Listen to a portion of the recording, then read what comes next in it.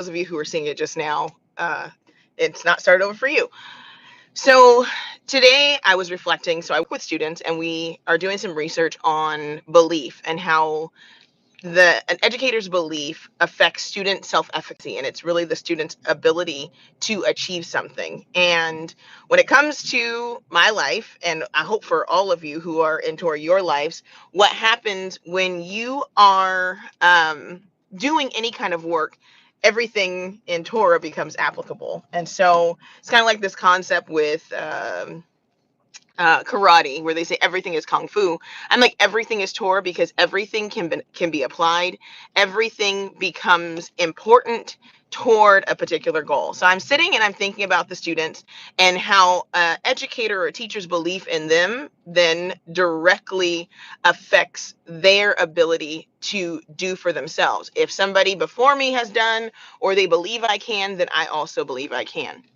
The same thing is true when we're talking about Torah. And we use the word belief, but the Hebrew word is not belief. It's actually closer to what we would say was faith. And then we would go into this word like hope. So we have emunah and tikva, which is this idea of I have so I'm securely fastened because I know what I'm fastened to. And also I have hope, tikva, which comes from the same root word as the idea of when water recedes from the soil and then vegetation and things begin to sprout up, because the seed was in there and it was the expectation, once it was watered and once the water went over the ground, that something would come forth. And so I'm sitting back and I'm thinking about this. And of course, Bible verses are coming to my head. And I'll give you the three because I probably won't go directly back to them in any particular order. But the one where Hamashiach says, do you want to be healed? Like, or do you believe? He's asking these questions. And then the other is when the scriptures talk about faith hope, sorry. Faith is the evidence of things unseen. Like the idea of this idea that you have this faith and it's not seen, but it's hoped for. And it seems kind of cloudy when we're kind of operating in those areas until we understand the function behind it, especially until we understand Hebrew. When we understand, oh, it's the evidence. Like, how can you have evidence of things unseen? Because like you know what's inside of what's inside of whomever or whatever you're trying to get out. Like what's in them, what's in them, and you're trying to pull it out. And so I started back and I thought about, the reason why I came live is I thought about everyone here, and how so many of us are on uncharted territory. We're on uncharted territory because some of the things that we hope for, or we are saying we have faith in, we don't know how to find the evidence of that. For instance, if we're saying, okay, I need the evidence of my faith. Well, a lot of us didn't come from a functional faith.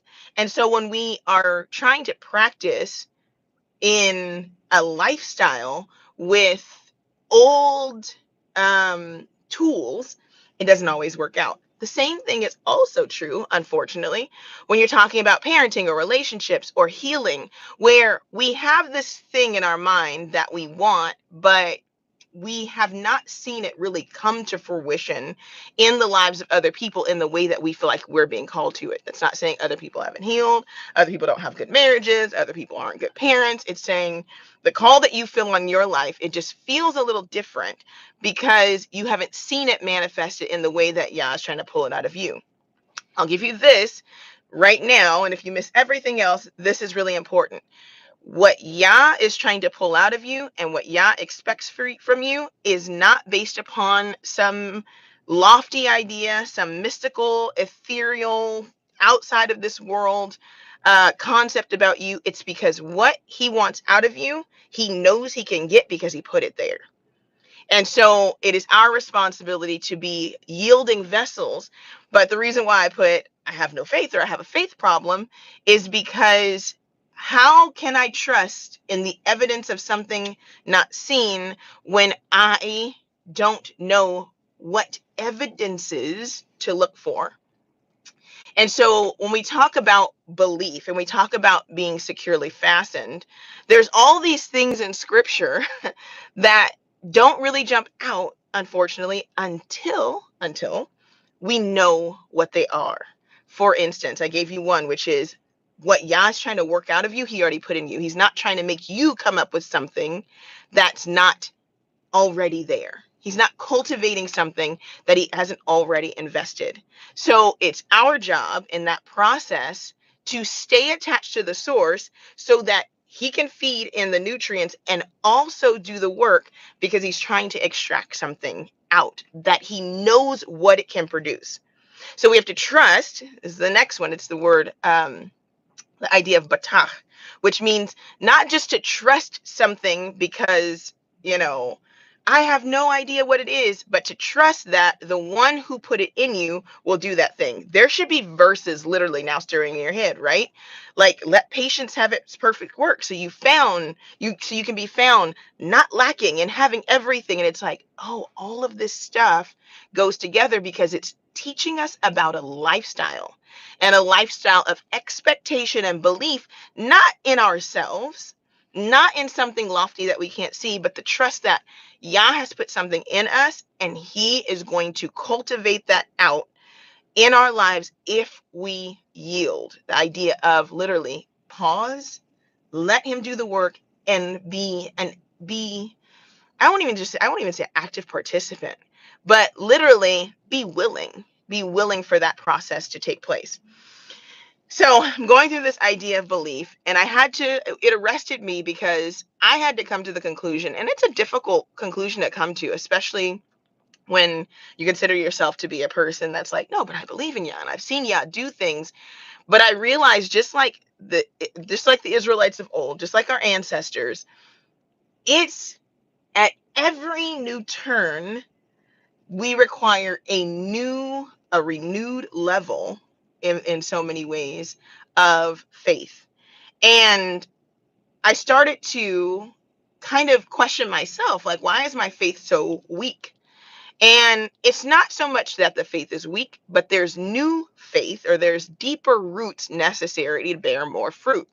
And so something that happens in planting, and as we're moving toward our new year and toward our spring, what happens is things start to activate. When the plant gets bigger, the roots have to go deeper, right? They have to be able to draw in more nutrients. They have to be able to do new things. And anytime we're pushed into a position of growth, it's uncomfortable. But if we need to be securely fastened because we're going to be a palm tree or a cherry blossom or whatever the tree is, in order to grow, there has to be depth that happens. And that requires faith, because once the seed comes out of the ground, it no longer has the vantage point of the soil. It's trusting a whole bunch of other things. I'm going to go kind of sciencey for a second. But now it's trusting a network of information that's interacting with it, but it doesn't visually see. If you guys haven't heard of mycelium before, it's like the World Wide Web that lives under the ground, that allows trees to communicate and tells, different things how to move and where the nutrients are. And it's like branches that interact with each other, and they affect what happens above the ground. In the same way, as we go deeper in our faith, there's a deeper communication with our source, which requires us to have to stretch out in ways to sustain the weight or the height of the growth that Yah knows is necessary for his glory. And so as I'm like processing this, I'm like, okay, back to the theory of belief. When students have a instructor or have a parent or have a mentor that believes in them, they are able to achieve insurmountable, out of this world accomplishments. They can do things that people go, I never knew a kid from this neighborhood, or I never knew a kid with these kind of cognitive delays or these kind of issues, or kids who just didn't have anybody believing them could do these things. Why is that true? Because I have a source, I have a person who has not only told me what I'm capable of, but is now partnered with me toward that capability. And for us, when it comes to our faith, we're not rooted in nothing. We're not rooted in emptiness. We're not rooted in this idea of, I hope something grows. I hope my life turns out fruitful. I hope my marriage works. I hope my kids. No, it's not this kind of throw it to the wind. It's like, no, I know that Yah has given me the seeds and his word to plant so that as it's watered, I may see weeds, I may see things come up, but I'm being instructed on not only how to weed those things out, but how to cultivate the specific thing that I planted. And I know this is true because Yah has done it in me, and Yah is doing it in all of us. And so the Israelites, when they got to every different stage, we always, kind of poke fun at the fact that they murmured or their faith seemed to wane every time they got to a new step. But in so many ways, we do the same thing. When new things come up or new challenges come up, we murmur or we don't understand how to tackle them because we don't keep a track record of what Yah has done. When you plant and you cultivate, what tends to happen, what should happen is when the fruit is good, you keep seeds from that fruit. It's not only a reminder that good fruit was born, but also those seeds are then planted so that more good fruit can be born. And so my challenge to you and my challenge to myself is to remember, to zakar, literally to remember and to ingrain in our hearts and in our minds what Yah has done, to obtain and retain the evidences of actualized faith and hope, so that when the time comes for Yah to stretch us, those things become the reminder and the evidence that Yah has already done something, but we use those same tools for what he's going to do later. If you think I just made that all up, honestly, I didn't. When Yah did certain things for Israel, he had them keep them because he understood the nature of humans and how belief works, how faith works, how hope works. Sometimes you have to be able to look back on what Yah did so that your faith is strengthened. For instance, they kept manna, right, in the ark. They kept Aaron's rod that budded. They kept those things so that not only would they be able to look back on it, good one, and Zit, right? It was a reminder. Not only were they able to look back on it, but future generations were too, and were commanded to talk about the goodness, the functionality, the tov of Yah. Why? So that those seeds are also sown, and we can see the evidence of goodness come up in those people and those, experiences around us. We focus a lot, unfortunately, because the brain doesn't take negative commands, but when things happen, when we put our energy toward them, and mostly negative things, that, oh, good one, the feast are also a reminder of that. When we focus on negative, the negative takes our energy. And then we learn and we cultivate practices of worry, practices of anxiety. And we're told not to be anxious and not to worry and not to fear. But when we do the things that Yah has commanded us to do, his feast, zit, remembering what has happened in old, remember what he's done for us, because sometimes it's easy to look at what Yah has done for other people, but we don't take our wins seriously. All of the wins when you are walking in Torah are real because we know what it's like not to be in Torah. Those little wins when you read the scripture and something makes sense, that's a win. That's a seed. That's an evidence that Yah is working out something in you because you didn't have the capability to do that. Literally, Yah is rewiring like the mycelium and this network in the ground, sending information so that you can grow. I'm sitting right here and I have a tree in front of me. And I know a little bit about trees, and you guys will probably never forget this, and you'll see it all over as we move into spring.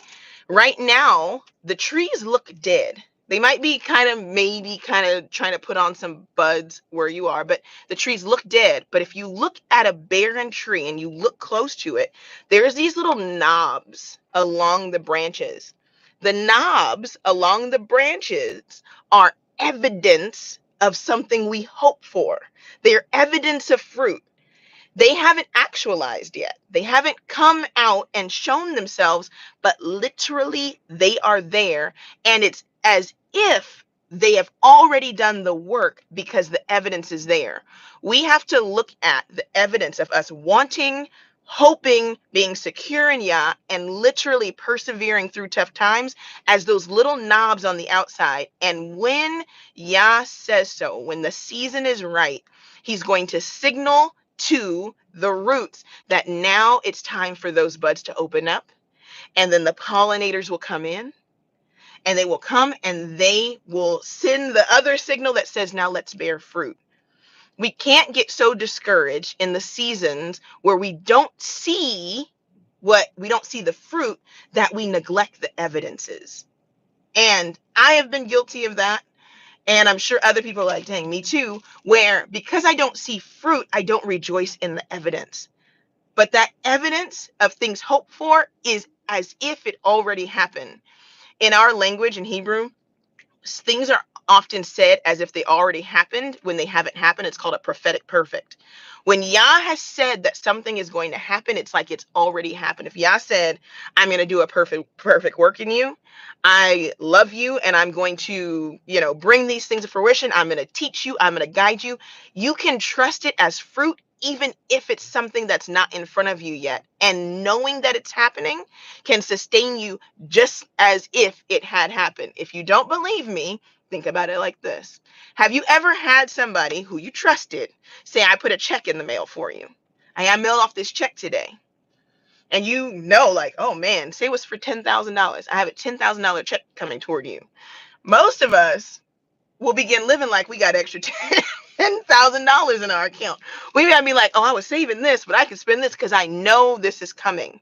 I can trust that the person that said they're sending this has done what they said they're going to do, and it's going to make up for whatever I don't have. We see it because we trust the person it's coming from.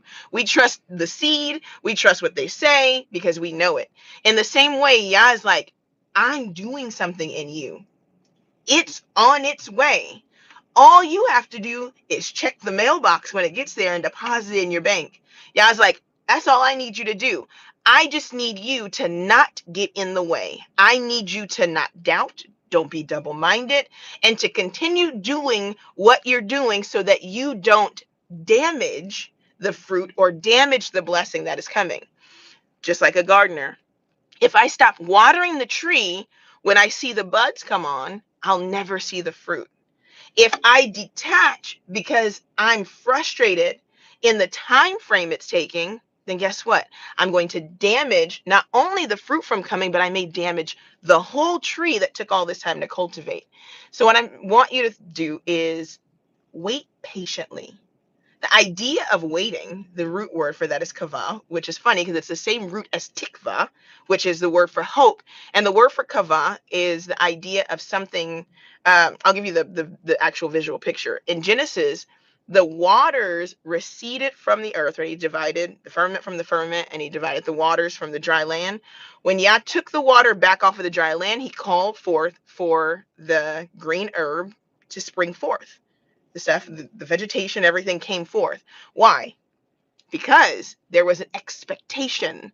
The expectation, he knew, there's something under there. All you have to do is wait for me to move the waters back, and guess what?